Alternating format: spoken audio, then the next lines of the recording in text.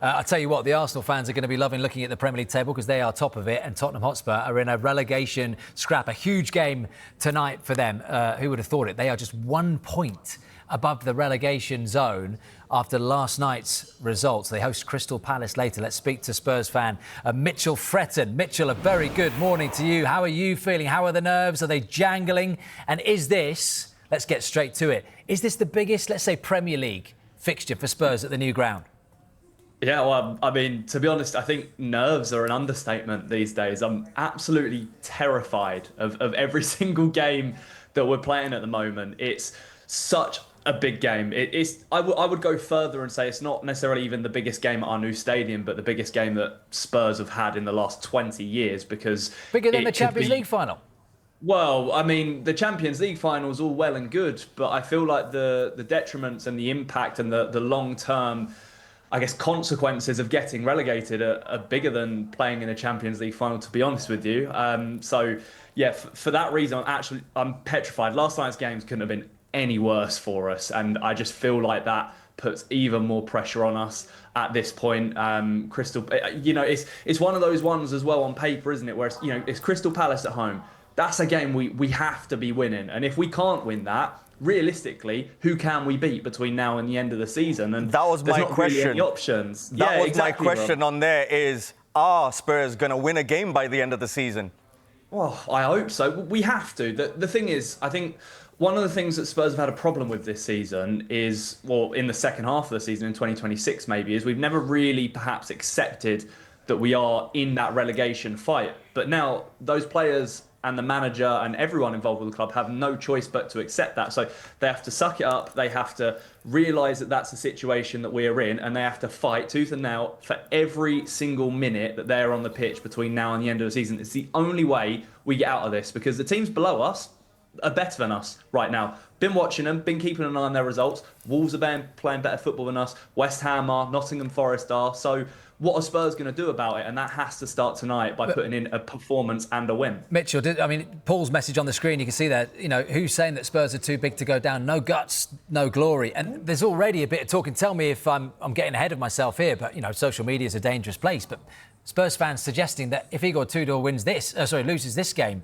tonight, that he might be out the door. The interim who's come in to save you.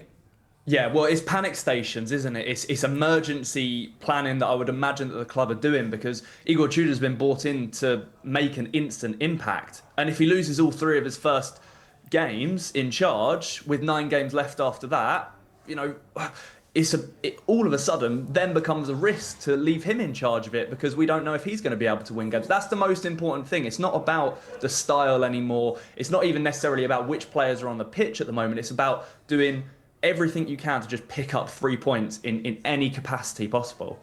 Yeah, but you can't sack the manager. He's only been in the door 2 weeks. And this is... and he questioned it as well, Igor Tudor. He mentioned it what is the ambition of this football club? Is it now a realisation that Tottenham are actually not that good and are not one of the top 6? And all of a sudden, they find themselves in a relegation 2 seasons in a row, that this is just the reality now of where Tottenham are? Yeah, look, Rob, there's variables, I guess, over the last 2 seasons. Or have I just made you realise that also? No. That was a deep sigh. I agree with you. It's just, to be honest with you, I think the deep sigh is just, everything is getting on top of me now over the last couple of seasons of what's been going on. But you're right? We finished down there last season. We're down there this season. I know people have used the injury excuse, and to an extent that is a reason perhaps why we're struggling a bit more. But ultimately, a lot of people have said it as well. The players that we still have available and on the pitch, they're all international players. They're all players that have played at a good top level. And you'd look at that and you think Spurs shouldn't be down there. But we are down there. And if you've watched us, unfortunately, I've watched every game we've played this season.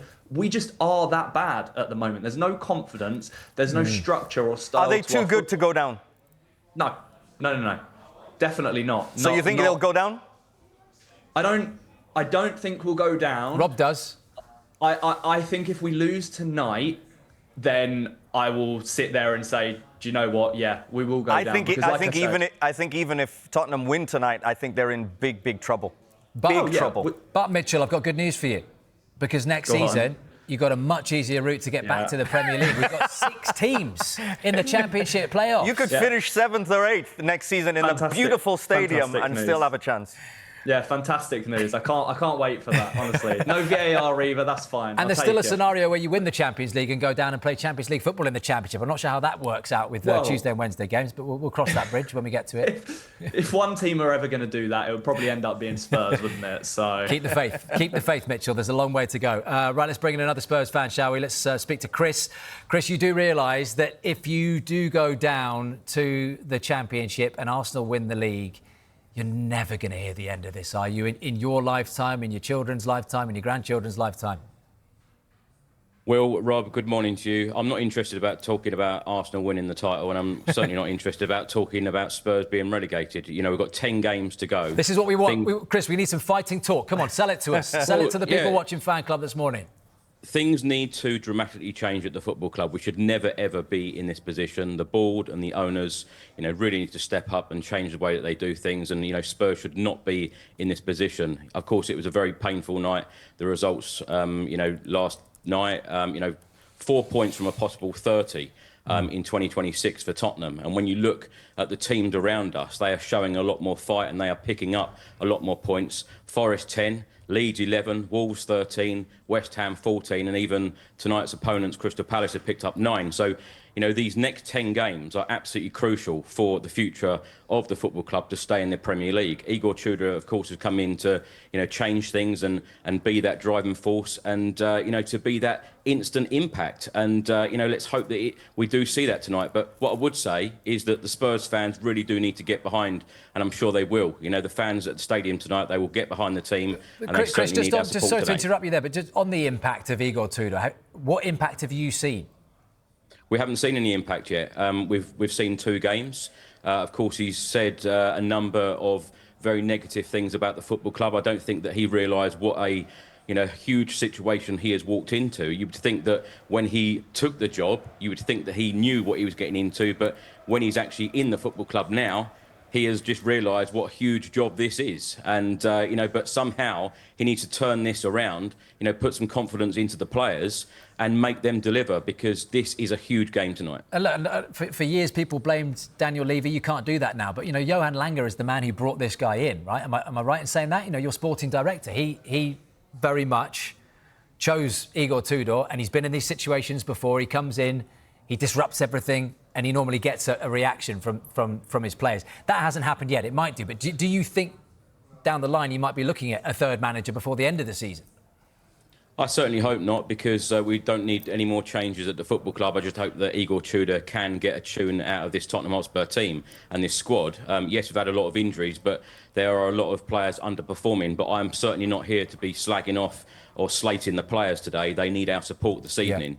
Yeah. But going back to the board and decisions, we have seen so many managers, interim managers, since we moved into the stadium in 2019. We've gone round in circles. We should never, ever be in this position, as I said. But why shouldn't you? Because you look at the last 2 seasons, and is Spurs in the right position fighting relegation? Because what's to say that they should be anywhere else higher in the league? The transfer windows, Rob, need to be a lot better. The transfer windows have not been good enough since moving into that stadium. Decisions have been really poor. Sacking Jose Mourinho 6 days before a final, sacking Mauricio Pochettino when he didn't spend in multiple transfer windows in 518 days, took us to a Champions League final. I could go on and on with all of these decisions in recent times at Tottenham. But as I keep saying, Spurs should not be in this position. Major changes at the football club need to be made in the summer. At the moment, we don't know who's going to be the permanent manager. We don't even know whether we're going to be in the Premier League. We don't have a co-sporting director who has just left in January. There are a lot of issues, but I tell you what, these next 10 games are absolutely huge. I hope that we do get over the line. I hope that we do pick up enough points. But as I read those stats out earlier, if Spurs pick up 4 points from the next 10 games, like we have done in the last 10, we will go down.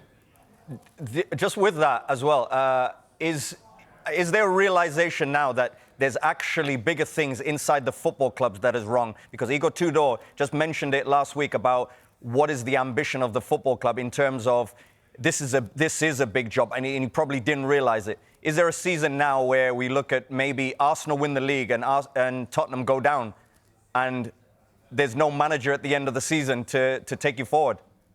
Rob, there were a lot of signs last year. Spurs with 22 league defeats under Ange Postecoglou, and yes, we won the Europa League. That was a great moment for us in May. But 22 league defeats, finishing 17th. The transfer windows again. I go back to that. Should have been a lot better in the summer. The transfer window in January. I know they come out and said that there were only 33 transfers in the January transfer window. Spurs needed to go all out to try and get some key players in. I actually disagree with you on that one. I get what you're saying. Absolutely, you want recruitment. But the only thing I disagree with you is I actually think they've got excellent players in the building. And it's more performance and delivery.